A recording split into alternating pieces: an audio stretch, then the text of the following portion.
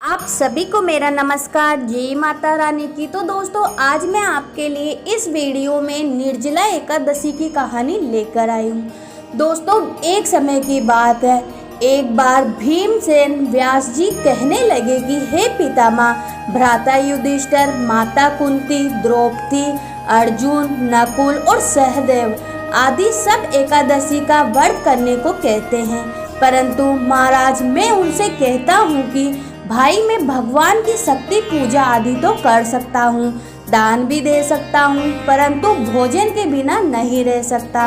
इस पर व्यास जी कहने लगे कि हे भीमसेन, यदि तुम नरक को बुरा और स्वर्ग को अच्छा समझते हो तो प्रति मास की दोनों एकादशियों को अन्न मत खाया करो।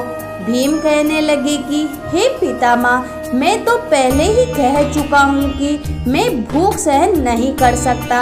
यदि वर्ष भर में कोई एक भी व्रत हो तो वह मैं रख सकता हूँ, क्योंकि मेरे पेट में वक्र नाम वाली अग्नि है, सो मैं भोजन किए बिना नहीं रह सकता। भोजन करने से वह शांत रहती है, इसलिए पूरा उपवास तो क्या एक समय भी बिना भोजन के कठिन रहना है। अतः आप मुझे कोई ऐसा व्रत बताइए जो वर्ष में केवल एक ही बार करना पड़े और मुझे स्वर्ग की प्राप्ति हो जाए। श्री व्यास जी कहने लगे कि हे पुत्र, बड़े बड़े ऋषियों ने बहुत शास्त्र आदि बनाए हैं, जिसमें बिना धन के थोड़े परिश्रम से ही स्वर्ग की प्राप्ति हो सकती है। इस प्रकार शास्त्रों में दोनों पक्षों की एकादशी का व्रत मुक्ति के लिए रखा गया है। व्यास जी के वचन सुनकर भीमसेन नरक में जाने के नाम से भयभीत हो गए और कांपकर कहने लगे कि अब क्या करूं? मास में 2 व्रत तो मैं नहीं कर सकता। हाँ, वर्ष में एक दिन व्रत करने से यदि मेरी मुक्ति हो जाए तो ऐसा कोई व्रत बताइए। यह सुनकर व्यास जी कहने लगे कि वैशव और मिथुन की संक्रांति के बीच ज्येष्ठ मास के शुक्ल पक्ष की जो एकादशी आती है उसका नाम निर्जला एकादशी है। तुम उस एकादशी का व्रत करो। इस एकादशी के व्रत में स्नान और आचमन के सिवा जल वर्जित है। आचमन में 6 मासे से अधिक जल नहीं होना चाहिए, अन्यथा वह मदपान के सदस्य हो जाता है। इस दिन भोजन नहीं करना चाहिए, क्योंकि भोजन करने से व्रत नष्ट हो जाता है। यदि एकादशी को सूर्य से लेकर द्वादशी के सूर्य तक जल ग्रहण न करे तो उसे सारी एकादशियों के व्रत का फल प्राप्त होता है। द्वादशी को सूर्योदय से पहले उठकर स्नान आदि करके ब्राह्मणों को दान आदि देना चाहिए। इसके पश्चात भूखे और सतपात ब्राह्मण को भोजन कराकर फिर आप भोजन कर लेना चाहिए।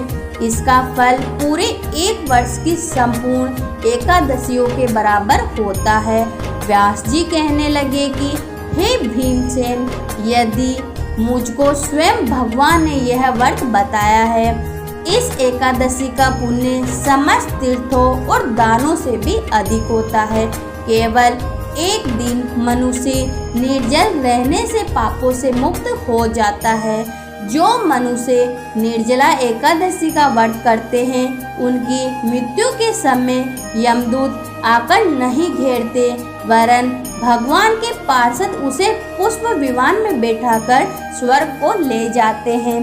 संसार में सबसे श्रेष्ठ निर्जला एकादशी का व्रत है, इसलिए यत्न के साथ इस व्रत को करना चाहिए। उस दिन ओम नमो भगवते वासुदेवाय मंत्र का भी उच्चारण करना चाहिए और गोदान करना चाहिए।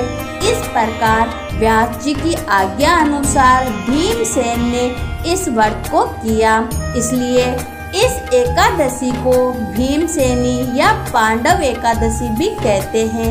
निर्जला व्रत करने से पूर्व भगवान से प्रार्थना करें कि हे भगवान, आज मैं निर्जला एकादशी का व्रत करता हूँ। दूसरे दिन भोजन करूंगा। मैं इस व्रत को श्रद्धा पूर्वक करूंगा। आपकी कृपा से मेरे सारे पाप नष्ट हो जाए। इस दिन जल से भरा हुआ एक घड़ा वस्त्र से ढककर स्वर्ण सहित दान करना चाहिए। जो मनुष्य इस व्रत को करते हैं उनको करोड़ पल सोने के दान का फल मिलता है, और जो इस दिन यज्ञादिक करते हैं उनका फल तो वर्णन ही नहीं किया जा सकता। इस एकादशी के व्रत से मनुष्य विष्णु लोक को प्राप्त होता है। जो मनुष्य इस दिन अन्न खाते हैं वे चांडाल के समान होते हैं, वे अंत में नरक में जाते हैं। जिसने निर्जला एकादशी का व्रत किया है वह चाहे ब्राह्मण हत्या हो, मदपान करता हो, चोरी की हो या गुरु के साथ द्वेष किया हो, मगर इस व्रत के प्रभाव से वह स्वर्ग जाता है।